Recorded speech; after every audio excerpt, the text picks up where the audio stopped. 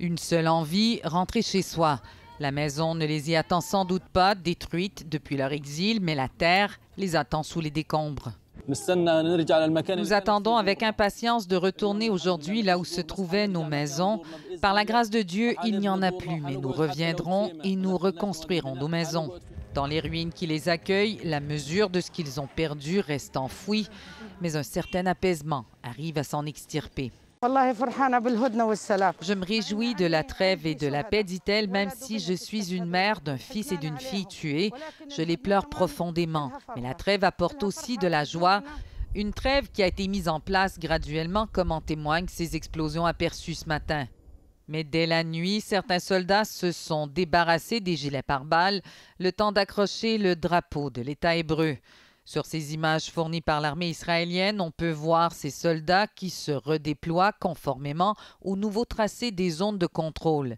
Israël restera sur 53% du territoire de Gaza pendant cette première phase du plan adopté. À Tel Aviv, c'est en prière qu'on accueille le jour qui se lève sur la promesse de revoir les otages. Aujourd'hui, nous ressentons de l'espoir et je pense que chaque foyer en Israël connaît le nom des otages, leurs familles. Nous les considérons comme nos enfants. À Jérusalem aussi, la nouvelle est accueillie avec soulagement.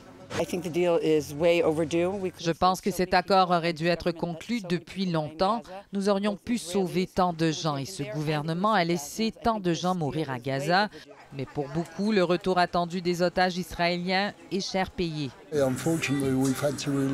Malheureusement, nous avons dû libérer 250 meurtriers et 1700 autres terroristes, ce qui représente un prix très élevé. C'est en grande partie la raison pour laquelle des membres du cabinet de Benjamin Netanyahou s'opposent d'ailleurs à la signature de l'accord proposé par Donald Trump.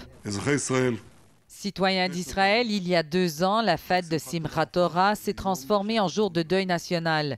Cette fête deviendra, si Dieu le veut, un jour de joie nationale avec le retour de tous nos frères et sœurs enlevés. Le Hamas a assuré Benjamin Netanyahou sera désarmé même s'il faut de nouveau recourir à la force. La force, les Gazaouis en sont à bout. Mais aujourd'hui, ils ont eu celle de remonter la route côtière, de nouveau accessible. Ils ne savent pas ce qui les attend plus au nord, sinon l'espoir. Ici Marie-Ève Bédard, Radio-Canada, Jérusalem.